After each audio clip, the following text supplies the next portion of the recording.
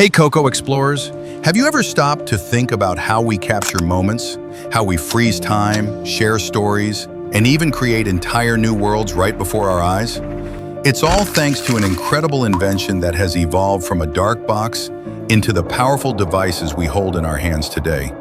But what if I told you that the very first camera wasn't even meant to take pictures, and that the journey from capturing a single still image to creating a blockbuster movie involved rivalries, lucky accidents, and genius minds racing against time? Get ready to open your eyes because today, on Coco Network, we're taking a fascinating trip through the astonishing history of the camera, the video camera, and the magic of movies. Welcome back to Coco Network. We bring you captivating histories, incredible global explorations, and inspiring educational videos designed for every curious mind, young and old. Join us. Camera speed. Sound production, take one. Our story begins not with a camera as we know it, but with a simple observation: light. For centuries, people knew that if you made a small hole in a wall of a dark room, an upside-down image of the outside world would appear on the opposite wall. This was called the camera obscura, which is Latin for dark room. Philosophers and artists used this for drawing, but nobody knew how to keep the image. It was fleeting, like a dream. It wasn't until the early 19th century that a Frenchman named Joseph Nicephore Niepce finally cracked the code. He was obsessed with finding a way to make these images permanent. After years of experimenting with light-sensitive materials, he created the world's first permanent photograph in 1826 or 1827. It's called View from the Window at Le Gras. It took a whole 8 hours to expose. Imagine standing still for 8 hours for a selfie. Niepce partnered with Louis Daguerre, who, after Niepce's death, continued the work and developed the daguerreotype process. These silver-plated images were sharper and took less time, but they were still unique. One-of-a-kind photos, no copies possible. This truly was the exciting dawn of photography. So, how do these amazing machines actually work? At its heart, every camera, from the oldest to the newest, does the same thing. It collects light. Light comes into the camera through a lens which focuses it. Then a tiny door called a shutter opens and closes very quickly, letting just the right amount of light hit a special surface. In old cameras, this surface was light-sensitive film. In modern cameras, it's a digital sensor that turns light into electronic signals, or pixels. It's like magic, but it's all science. Once still images were possible, people started wondering, could we capture movement? This curiosity led to the invention of the moving image. One of the pioneers was Edward Muybridge, who in the late 1870s settled a bet about whether all four hooves of a galloping horse left the ground at the same time. He set up a series of cameras triggered by tripwires and captured a sequence of photos that, when played quickly, showed continuous motion. Amazing. This inspired many, including the famous inventor, Thomas Edison. He, along with his assistant, William Kennedy Laurie Dixon, developed the kinetograph, a camera that could record motion pictures, and the kinetoscope, a special peephole device to view them. They called their small films kinetoscope records. While Edison and Dixon were very important, the true birth of cinema as we know it, where audiences gathered to watch films projected onto a large screen, came from another side of the world. In France, two brothers, Auguste and Louis Lumière, were perfecting their own device, the cinematograph. This was revolutionary because it could not only record films, but also develop them and project them onto a large screen. On December 28, 1895, at the Grand Café in Paris, the Lumière brothers held their first public screening. One of the films shown was workers leaving the Lumière factory. Imagine the awe. People were seeing life captured and projected, bigger than life. This date is often considered the official birthday of cinema. It was a huge moment for us on Coco Network. The early 20th century saw film really take off. Cameras became more portable, and clever filmmakers learned how to tell amazing stories without a single word of spoken dialogue.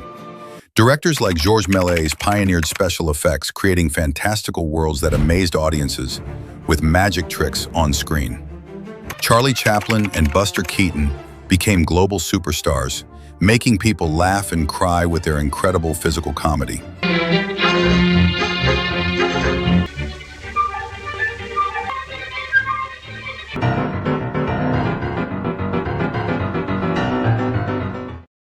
Cameras were still pretty big, often hand-cranked, and film was expensive, but the power of storytelling was undeniable, even without sound.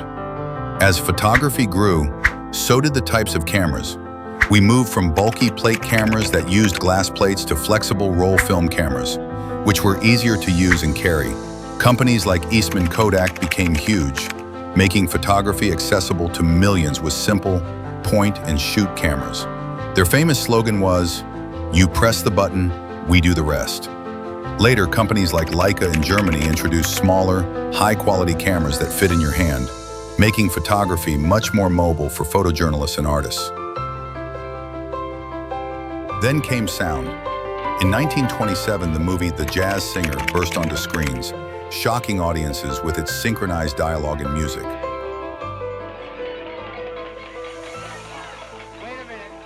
It changed movies forever. Film cameras now had to be connected to sound recording equipment, often making them even larger and more complex. This new technology required movie studios to adapt quickly. They had to build soundproof sets and train new technicians. Some silent film stars who couldn't adapt their voices or acting styles often saw their careers end. It was a turbulent but incredibly exciting time in movie history. Imagine seeing the world only in shades of gray. For decades, that's how movies were. But inventors kept pushing boundaries. Early experiments with color film were difficult and expensive, but by the late 1930s, Technicolor began to dominate the big screen. Movies like The Wizard of Oz transported audiences to a vibrant new world, showing the true power of color. Cameras for Technicolor were huge, complex beasts, often requiring 3 separate rolls of film running at once to capture the different colors. It was like a giant puzzle.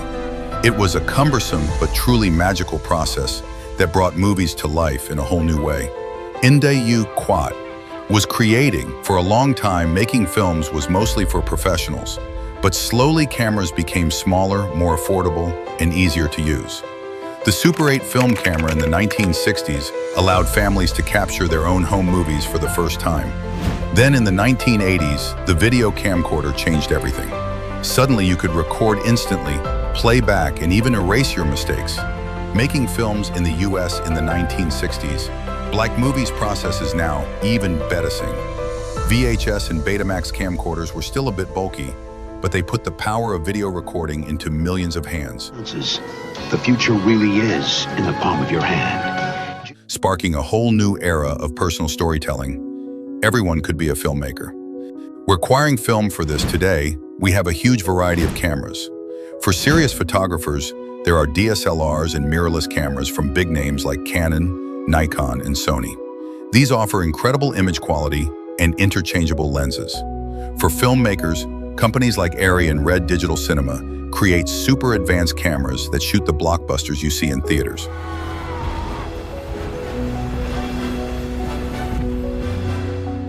And for aerial shots, drones with cameras from companies like DJI have opened up entirely new perspectives.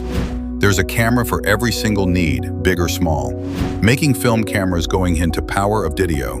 Today, the most popular camera in the world isn't a fancy professional camera or a dedicated camcorder. It's the one in your pocket. Inde Quat.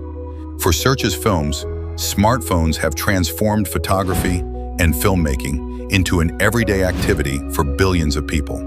These tiny devices can now shoot stunning 4K video, create slow-motion masterpieces, and even take professional-level photos.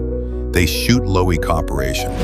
From quick snaps to viral TikToks and YouTube Shorts, the smartphone camera has made everyone a potential storyteller. It's truly amazing how far we've come. So, what's next for cameras and movies? The future looks absolutely wild. Cameras are already getting much smarter, using artificial intelligence to improve focus, lighting, and even help edit your videos instantly.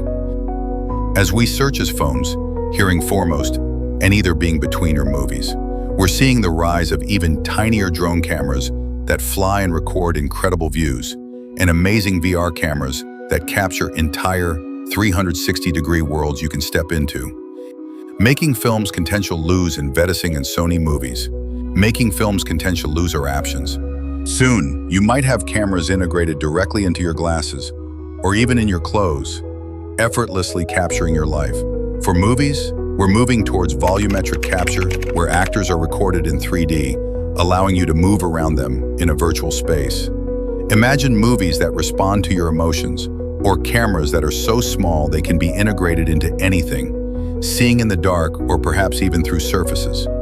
The line between recording what's real and creating new realities is blurring more and more. The future of capturing moments is truly limitless and exciting. From a dark room projecting a fleeting image to a powerful device in our pockets, the camera's journey is a true testament to human curiosity, innovation, and our timeless desire to see, to remember, and to tell stories. What was your favorite part of this amazing journey through camera history? What kind of camera do you use most often to capture your moments? Let us know in the comments below. If you enjoyed this trip through time with Coco Network, please give this video a big thumbs up, share it with your friends, and subscribe to Coco Network for more curious explorations. Thanks for watching, and keep exploring with Coco Network.